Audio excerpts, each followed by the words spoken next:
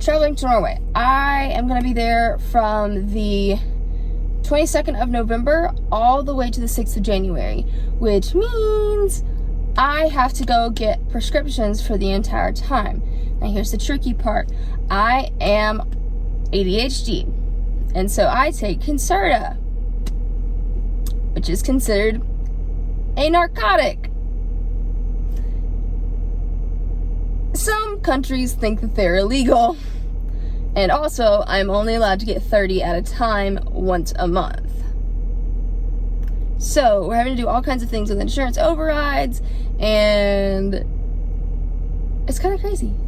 But I'm going to be posting a little bit more, or talking a little bit more about that aspect of traveling to Norway, especially during a pandemic,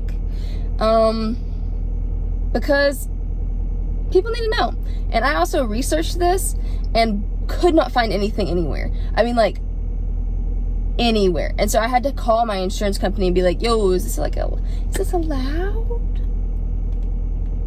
If not, what do I do? And how do I get a prescription for over there? And so I'll be expanding a little bit more on that. Okay, something I did forget to mention. The only reason I know about an insurance override is because I had to research so much. And so I researched I was looking at how do you get ADHD medicine when you're in a different country? Okay, well, what it pulled up was what do they call them? Study abroad program. And so with a study abroad program, it's easier because there's like documents and stuff you can get. But if you're just traveling, you have to go through your insurance. So there's that. Okay, so now we're gonna go into the pharmacy and see what they say about the prescription, because I need enough from November 22nd to January 6th, and that's way more than 30 pills. So we're gonna see what they say, and we're gonna go from there.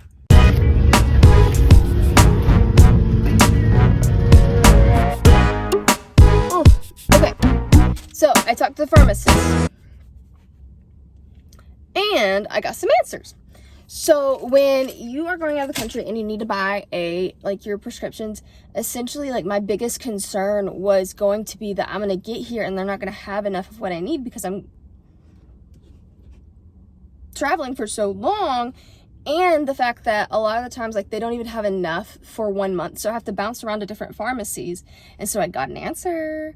So to ensure that the pharmacy has enough for me when I'm traveling, what I have to do is I have to call 3 days ahead so that they can go ahead and order the medicine in order for me to have it, in order for me to have enough to take, which honestly was really helpful information.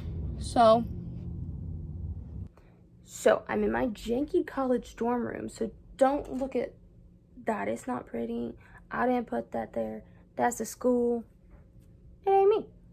We just don't look at it, So something else I researched that you probably are gonna want to know is that you have to have the documentation that says that the medicine is actually yours. And so I'm almost positive that it's this paper that you get when you fill it, when you get your prescription. So I am going to obviously take that with me. I'm gonna have a letter from my doctor.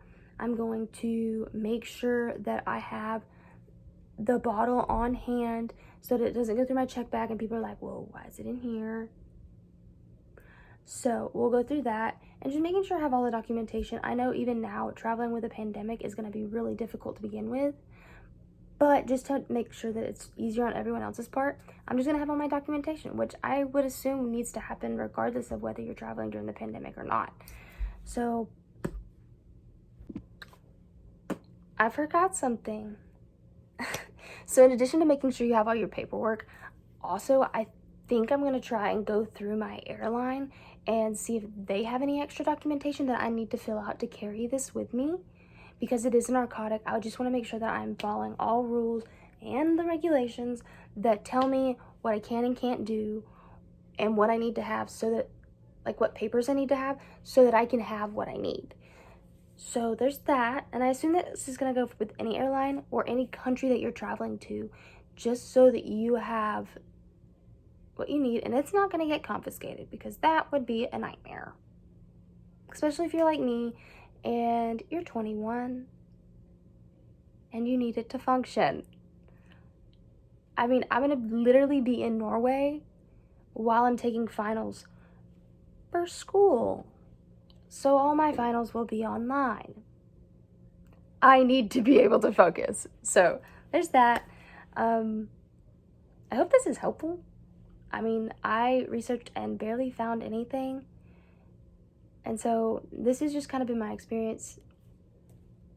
I hope you guys learned something from it. So bye.